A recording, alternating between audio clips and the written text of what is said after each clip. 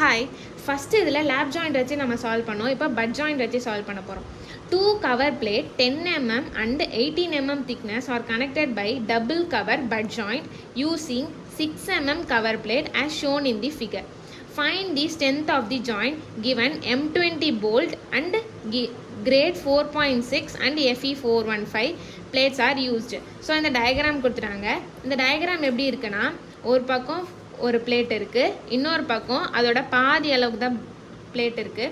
So இப்போ இந்த ஒரு பிளேட்டோட திக்னஸ் வந்து 18 mm கொடுத்துட்டாங்க. இன்னொரு திக்னஸ்க்கோட திக்னஸ் வந்து 10 mm கொடுத்துருக்காங்க. ஸோ இப்போ இந்த பக்கம் 18 இருக்குது, இந்த பக்கம் 10 இருக்குன்னா நம்மளால் வந்து கரெக்டாக ஜாயின் பண்ண முடியாது. ஸோ அதனால் நம்ம எக்ஸ்ட்ராவாக கவர் பிளேட் கொடுக்க போகிறோம். இந்த இடத்துல 18 அப்படின்னா இந்த இடத்துல நமக்கு 10 கொடுத்துட்டாங்க. அப்போ நமக்கு இன்னும் எக்ஸ்ட்ரா எவ்வளோ ஆட் பண்ணணும்? 8 வச்சு கவர் பிளேட் வச்சு போடணும். ஸோ அதை நம்ம எப்படின்னு சொல்லுவோன்னா பேக்கிங் பிளேட் அப்படின்னு சொல்லுவோம். ஸோ அடுத்தது வந்து கொஷினில் 6 mm கவர் பிளேட் அப்படின்னு சொல்கிறாங்க. ஸோ அந்த மேலே இருக்கிற கவர் பிளேட்டை வச்சு போல்ட் பண்ண போகிறோம். ஸோ அதனால் அது 6 mm சொல்லி கொடுத்துட்டாங்க. அதுக்கு கீழே வந்து எனக்கு ஒரு இதுக்கு ஒரு போல்ட்டுக்கு போடுற மாதிரி மொத்தமாக 3 போல்ட் போடுற மாதிரி கொடுத்துருக்காங்க. எட்ஜ் டிஸ்டன்ஸ், பிட்ச் டிஸ்டன்ஸ் நம்ம எப்பயுமே கண்டுபிடிக்கிற மாதிரி. அப்புறம் மொத்த டிஸ்டன்ஸ் வந்து 200 mm. ஸோ இப்போ ஃபஸ்ட்டு வந்து கிவன் என்ன சொல்லியிருக்காங்க, பிரெத் ஈக்குவல் டு 200 mm இந்த இது.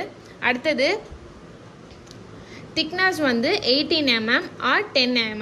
ஸோ வந்து நமக்கு ரெண்டுத்தில் எது வந்து லீஸ்ட்டாக இருக்குது?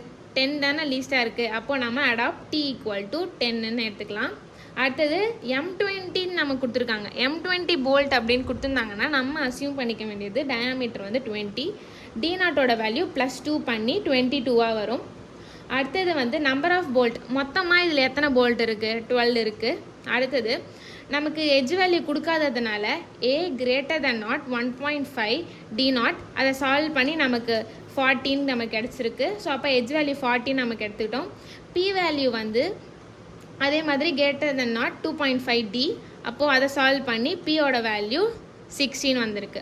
ஸோ அப்போ பிட்ச் வேல்யூவும் எட்ஜ் வேல்யூவும் நம்ம கண்டுபிடிச்சிட்டோம். கவர் பிளேட்டோட வேல்யூ நமக்கு இந்த இடத்துல கவர் பிளேட் கொடுத்துருக்காங்கல்ல, அது 6 mm சொல்லி திக்னஸ் ஈக்குவல் டு 6 mm அப்படின்னு சொல்லி எடுத்துக்கிட்டோம். ஸோ இப்போ அடுத்தது வந்து கிரேடு வந்து 4.6 கொடுத்துருக்காங்க. அதுக்கு FUB equal to 400 Nm/mm², FY வந்து 250 Nm/mm², FU வந்து 410 Nm/mm². இது எல்லாமே எப்பயும் போல தான். இப்போ ஃபஸ்ட்டு ஸ்டெப் 1 வந்து shear capacity of bolt. Shear capacity of போல்ட்டுக்கு பேஜ் நம்பர் 75 IS 800 2007 நம்ம ரெஃபர் பண்ணிக்கலாம். VDSB equal to VNSB divided by gamma MB. So VNSBயோட ஃபார்முலாவில் அங்கே கீழே கொடுத்துருப்பாங்க. அதை சால்வ் பண்ணி இந்த இடத்துல BPK ஏன் வந்திருக்கு அப்படின்னா, நமக்கு இங்கே பேக்கிங் பிளேட் ஆட் பண்ணுறோம்ல, இந்த பேக்கிங் பிளேட் வந்து நம்ம கோட் புக்கில் என்ன இருக்குன்னா, பேக்கிங் பிளேட் வந்து ஷியர் கெப்பாசிட்டியில் இன்டூ பண்ணணும். அது எப்போனா 6 mm விட அதிகமாக போகும்போது நம்ம இதை இன்டூ பண்ணணும். அப்படி இல்லைன்னா நம்ம நார்மலாக ஷியர் கெப்பாசிட்டி போடும்போதே போட்டுக்கலாம். அப்படி இல்லை 6 விட அதிகமாக எக்ஸீட் ஆகிருக்கு அப்படின்னா நம்ம பீட்டா பிகேவை ஆட் பண்ணணும், இன்டூ பண்ணணும். ஸோ அப்போ பீட்டா பிகேக்கும் அதுலேயே 75 பேஜ் நம்பரில் ரைட் சைடில் பீட்டா பிகேவோட ஃபார்முலா இருக்கும். அதை சப்ஸ்டியூட் பண்ணி நம்ம எழுதணும்.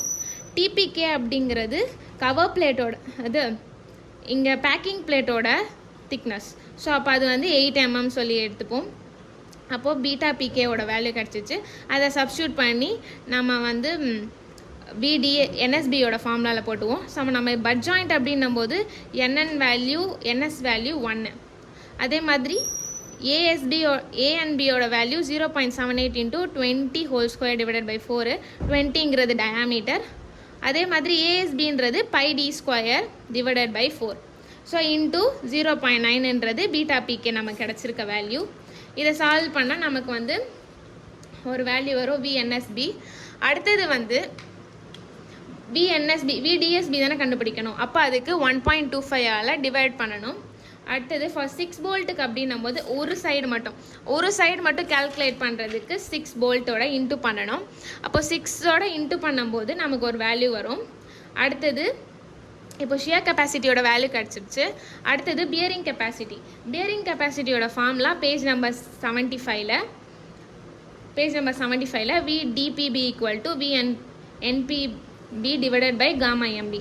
ஸோ VNPBயோட ஃபார்முலா அதே தான், எல்லாமே போன சம்மில் பார்த்த மாதிரி அதே மாதிரி வரும். KB ஈக்குவல் டு அந்த ஃபார்முலா கோட் புக்லேயே பேஜ் நம்பர் 75ல் கொடுத்துருப்பாங்க. இது எல்லாமே எஜ் வேல்யூ தெரியும், அதை சப்ஸ்டியூட் பண்ணி எது லீஸ்ட்டாக கேபியில் இருக்கோ அதை எடுத்து நம்ம கேபியாக வச்சுப்போம். ஸோ அதை வச்சு VNPBயோட இன்ட்டு பண்ணுவோம்.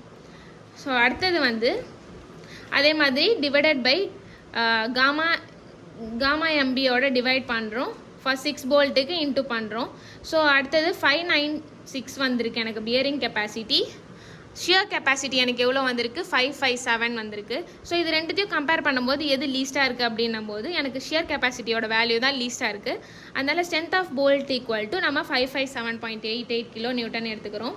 நெக்ஸ்ட் ஸ்டெப் 3 வந்து ஸ்ட்ரென்த் ஆஃப் பிளேட். ஸோ அதுக்கு வந்து பேஜ் நம்பர் 32ல் நம்ம ரெஃபர் பண்ணிக்கலாம். TDN equal to 0.9 ANFU divided by gamma MN. So ஏனோட ஃபார்முலாவுமே பேஜ் நம்பர் 33ல் கொடுத்துருப்பாங்க மேலே. B minus N DN into T. So T வந்து நமக்கு எது திக்னஸ் எடுத்து போட்டுப்போம். DNங்கிறது D நாட்டோட வேல்யூ. பிரெத்து வந்து நமக்கு total breadth of the plate. So அதை வச்சு நமக்கு ஏனோட வேல்யூ கிடைக்கும். அதை சப்ஸ்டியூட் பண்ணி நம்ம ஸ்ட்ரென்த் ஆஃப் பிளேட்டோட வேல்யூ கிடச்சிரும். ஸோ 395 அப்படின்னு சொல்லி வந்திருக்கு. அடுத்தது ஸ்டெப் 5 வந்து strength of joint. Strength of joint அப்படின்னும் போது least of strength of plate to strength of bolt step 3 and step 4 ரெண்டுத்தையுமே கம்பேர் பண்ணி எது லீஸ்ட்டாக இருக்கோ அதை தூக்கி நம்ம ஸ்ட்ரென்த் ஆஃப் ஜாயிண்ட்டில் போட்டுப்போம். அடுத்தது ஸ்டெப் 6. ஸ்டெப் 6ல் வந்து ஸ்ட்ரென்த் ஆஃப் சாலிட் பிளேட், அதுக்கு page number 32. So TDG equal to AGFI divided by gamma M0. So ஏஜியோட ஃபார்முலா வந்து B இன்ட்டு T. அப்போது 200 × 10 2000. ஸோ அதை சப்ஸ்டியூட் பண்ணனா எனக்கு 454.54 வரும். நெக்ஸ்ட்டு வந்து step 7 efficiency of joint. Nu equal to strength of joint divided by solid plate into 100. இது formula. So அது கூட டிவைடட் பை இப்போ ஸ்ட்ரென்த் ஆஃப் ஜாயிண்ட்டோட வேல்யூ நமக்கு 39 அது வந்திருக்குல்ல, அது டிவைடட் பை சாலிட் பிளேட்டோட வேல்யூ. சாலிட் பிளேட் நமக்கு இங்கே கிடச்சிருக்குல்ல, அந்த வேல்யூவை டிவைட் பண்ணி இன்ட்டு 100 பண்ணோன்னா எனக்கு எஃபிஷியன்சி 87% கிடச்சிருக்கு. தேங்க்யூ.